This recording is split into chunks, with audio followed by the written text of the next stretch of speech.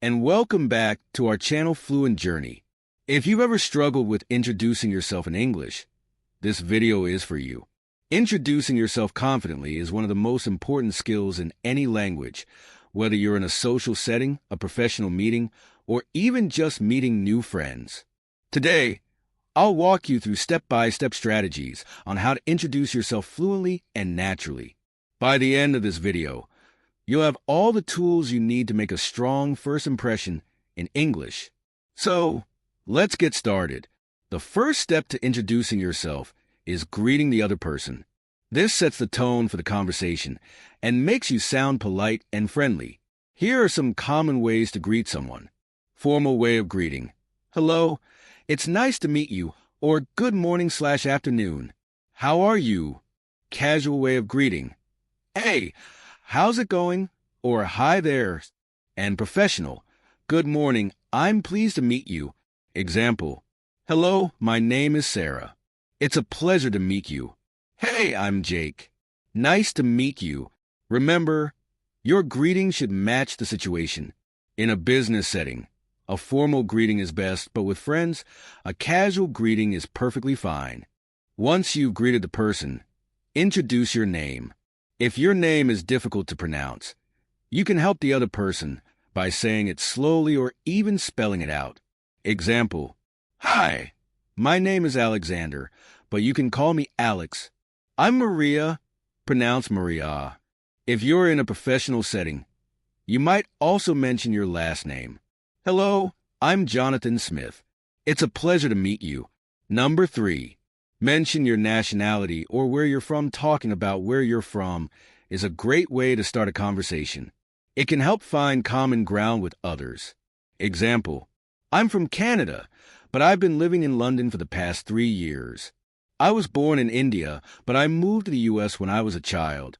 I grew up in Brazil, but I'm currently based in Australia. This helps people understand your background and can lead to further discussion. Number 4. Talk about what you do. Your profession or what you do in life is an important part of your introduction. This is useful in both casual and professional situations. Example. For students, I'm currently studying business administration at XYZ University. For professionals, I work as a software engineer at Google. For job seekers, I'm looking for new opportunities in digital marketing. Adding a little more detail can make your introduction more engaging. I'm a freelance graphic designer and I specialize in branding and website design. I'm a teacher and I love helping students learn English. Number 5. Share your interests or hobbies. Mentioning your hobbies or passions helps others connect with you and keeps the conversation going. Example. In my free time, I enjoy painting and traveling. I love playing the guitar and exploring different music genres. I'm passionate about technology and always excited to learn about new innovations. This part of your introduction can spark common interests and make the conversation more enjoyable. Number 6. Mention a fun fact about yourself. Sharing a unique fact about yourself can make your introduction more memorable. Example. A fun fact about me is that I've visited over 20 countries. I can speak 3 languages fluently, English, Spanish, and French. I once met a famous celebrity by accident at an airport. This helps make your introduction stand out and encourages the other person to share something interesting about themselves too. Number 7. Adjusting your introduction for different situations. Your introduction should change depending on the situation. Let's look at different examples. At a networking event. Hello. My name is Jessica, and I'm a marketing specialist at ABC Agency. I focus on social media strategies to help businesses grow online. What do you do? In a job interview. Good morning, my name is Michael Brown. I have a degree in finance and 5 years of experience working in corporate banking. I'm excited about the opportunity to bring my skills to your company. In a social setting. Hey, I'm James. I just moved to the city and love exploring new restaurants. Do you have any recommendations? By adapting your introduction to the context, you'll make a great impression every time. Number 8.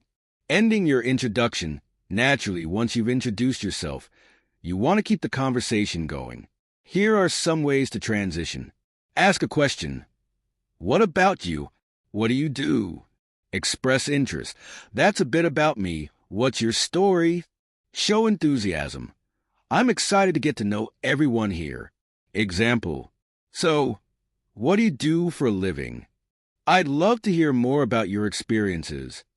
At last, there are some common mistakes to avoid while introducing yourself. Here are some things to avoid. Number 1, take time to pronounce words clearly. Secondly, keep your introduction brief and engaging. Number 3, make eye contact with person you are talking and show confidence. Number 4, do not use too much slang in professional settings. Keep your introduction appropriate and to the point. And that's how you can introduce yourself in English fluently and confidently. Remember, practice makes perfect, so try using these techniques in real conversations. Whether you're meeting new people, attending interviews, or networking, having a strong introduction can open doors to amazing opportunities. A great introduction is more than just words. It's about the way you present yourself. Confidence, body language, and the ability to engage in meaningful conversations are just as important.